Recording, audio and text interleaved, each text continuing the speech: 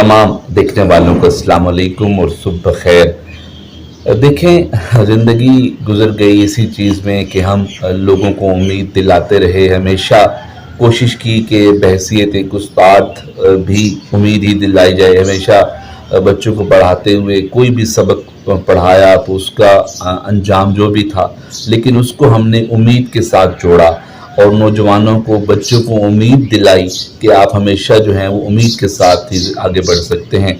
बहैसियत एक शायर भी कोशिश की कि हमेशा जो है वो ऐसी शायरी की जाए जिससे नौजवानों में उम्मीद का लेसन ज़रूर दिया जाए। हमेशा नौजवानों के अंदर, कौम के लोगों के अंदर जो है वो उम्मीद की कोशिश की कि उम्मीद दिलाते रहें।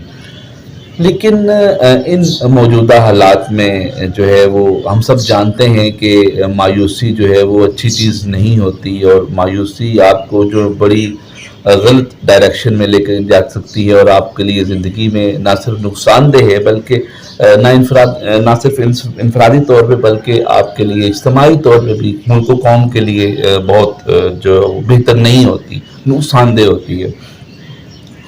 लेकिन देखें, अब हमें थोड़ा बहुत हकीकत पसंद भी होना पड़ता है।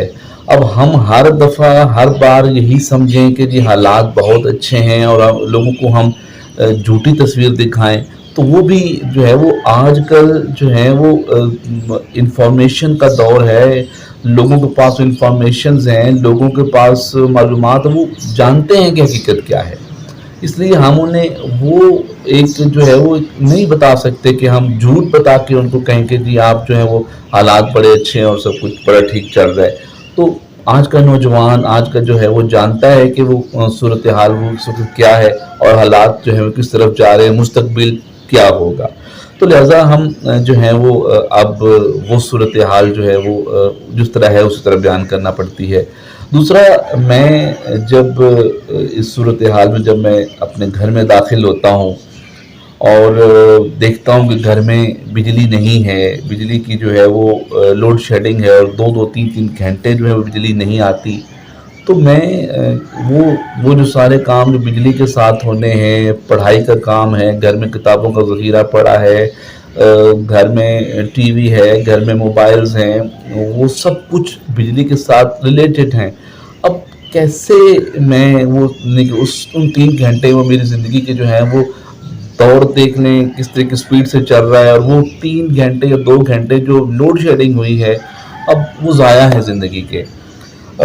जब हम खाना खाने लगते हैं, जब किचन में कोई काम करने लगते हैं तो देखते हैं कि सुई गैस की लोड शेडिंग है। जब हम वक्त पे खा और पका नहीं सकेंगे, फिर हमें वो खाना लेने के लिए बाहर जाना है, रोटियां लेने के लिए बाहर जाना है, तो वो वक्त भी जो है वो हमारी ज़िंदगी का ज़ाहिर बात है एक वो टाइम से हट रहे हैं, हम एक रूटीन से हट रहे हैं। फिर जब हम देखते हैं कि जो अगर हम जॉब्स की बात करें, यहाँ पे नौजवान पूछता है हमसे, तो जॉब्स नहीं हैं, रोज़गार नहीं है यहाँ पे, और ये हकीकत है। नौजवान हम यहाँ पे होता था कि चले पढ़ लिया, जिस तरीके से भी पढ़ लिया, गरीब के बच्चे ने पढ़ लिया, अमीर के बच्चे ने जिस तरीके से भी पढ़ लिया। अब आगे सूरत हाल थी कि वो रोज़गार की कोशिश होती है, 2-3 रास्ते होते हैं, या बिज़नेस कर सकता है, या बाहर चले जाते थे, या फिर हम सरकारी नौकरी ले लेते थे। सरकारी नौकरियों का क्या हाल कर दिया आपने। एक अट्रैक्शन थी सरकारी नौकरियों के अंदर, वो ये थी कि यहाँ पे पेंशन्स मिलती थी और वो पेंशन से जो बुढ़ापे का एक वो खिदमात जो देता था शख्स, वो उसको बुढ़ापे का एक सहारा मिल जाता था और वो एक अच्छे अंदाज से ज़िंदगी के वो बुढ़ापे के दिन भी गुजार लेता था। आपने उसको ख़त्म कर दिया, वो चांद ख़त्म हो गया सरकारी नौकरी का। कभी भी हम किसी इस सूरत हाल में किसी शख्स को हम गाइड नहीं करेंगे कि आप सरकारी नौकरी की तरफ आएँ, क्योंकि उसमें एक खिदमात देने के बाद अगर आपको एंड पे जो है वो ये मायूसी होनी है, तो फिर वो ज़ाहिर बात है वो नौजवान सरकारी नौकरी की तरफ अब नहीं जाएगा। बिज़नेस के लिए सरमाया चाहिए होता है। वो ये जो बताया कि इस वक्त जो महंगाई की सूरत हाल है, जो यहाँ पे बिजली के, गैस के, टेलीफोन के बिल्स हैं, इसके अलावा जो दूसरे बिल्स हैं, इन सब को अदा करने के बाद जो है क्या कुछ सरमाया बचा सकता है कि कोई बिज़नेस कर सके पाकिस्तान के अंदर। اور پھر بزنس کے اندر اگر آپ بزنس شروع کر بھی دیتے ہیں تو لوگوں کی قوت خرید جو ہے وہ کم ہو چکی ہے. کیا آپ کو بزنس کریں گے تو وہ لوگ آپ کے پاس آ کے وہ جو بھی آپ بیچ رہے ہیں کیا وہ آپ سے خریدنے کے لیے آئیں گے؟ کیا وہ لوگوں کی قوت خرید وہی رہی؟ آپ حقیقت دیکھیں جا کے وہ قوت خرید نہیں رہی. بزنس پہلی بات کرنے کا حالات ہی نہیں ہے، اور جب بندہ کرنا شروع کر دیتا ہے تو لوگوں کی قوت خرید ہی ختم ہو جاتی ہے. اگر باہر جانا تھا، باہر جانے کے لیے بھی جو ہے وہ سرمایہ چاہیے ہوتا ہے، پیسہ درکار ہوتا ہے. پازیٹیو طریقے کے ساتھ، ایک لیگل طریقے کے ساتھ باہر جانے کے لیے پیسہ درکار ہوتا ہے، سرمایہ چاہیے ہوتا ہے. وہ بھی یہاں پہ لوگوں کے پاس نہیں ہے. تو اس کے بعد اگر میں یہاں پہ مثال دوں کہ ایک جو ہے وہ روزگار کا جو ہے وہ راستہ اگر میں بتاؤں کہ اسکول ٹیچنگ کی جابس تھیں، وہ آپ اس کی مثال اگر دی جائے تو 8 سال ہو گئے آپ نے اسکول میں ٹیچرس بھرتی نہیں کیے. وہ لوگ جو آپ نے ایک پلاننگ کر کے لوگوں کو بی ایڈ کرایا، لوگوں کو ایم ایڈ کروایا، لوگوں کو آپ نے جو ہے وہ 4 سالہ بی ایڈ کروائے، 4 سالہ وہ کروائے ایم ایڈ، وہ لوگ کدھر جائیں گے؟ اب کہاں پہ جا کے وہ ڈگریز کو لے کے کدھر جائیں گے؟ تو نوکریاں نہیں ہوں گی. جب بزنس کے مواقع نہیں ہوں گے، باہر جانے کے مواقع نہیں ہوں گے تو نوجوان نے گلیوں میں ہی بیٹھنا ہے. نوجوان نے جو ہے وہ آوارہ گردی کرنی ہے. تو وہ خود سوچیں کہ وہ نوجوان جو ہے وہ کیا کرے گا. اب اس کے بعد ایک اور اگر چلیں کسی ہاتھ سے ایک صورتحال ہوا کرتی تھی کہ چلیں لوگ ایک عام آدمی کا بچہ جو ہے وہ غریب آدمی کا بچہ جو ہے وہ پڑھ لیا کرتا تھا. گورنمنٹ سکولز تھے، فیس نہ ہونے کے برابر تھی، کتابیں ان کو فری مل رہی تھیں، لوگ چلے پڑھ لیا کرتے تھے. وہ چلے ایک شعور کی دولت ان کے پاس آ جاتی تھی. باقی چلے دولت ان کے پاس نہیں، شعور کی دولت آ جاتی. کچھ بندہ پڑھ لکھ لیتا تھا. چلے جو پڑھا لکھا بندہ کوئی کسی طریقے سے کوئی اپنا روزگار چلا سکتا ہے. لیکن آپ نے اسکولوں کو آؤٹ سورس کر کے، اسکولوں کو پرائیویٹائز کر کے آپ نے جو ہے وہ راستہ بھی بند کر دیا. اب غریب کا بچہ پڑھ بھی نہیں سکے گا، وہ شعور کی دولت سے بھی محروم رہے گا. وہ تہذیب جو اس کو اسکول سکھاتے تھے، وہ جو اساتذہ سکھاتے تھے، وہ سیکھنے سے بھی محروم رہے گا.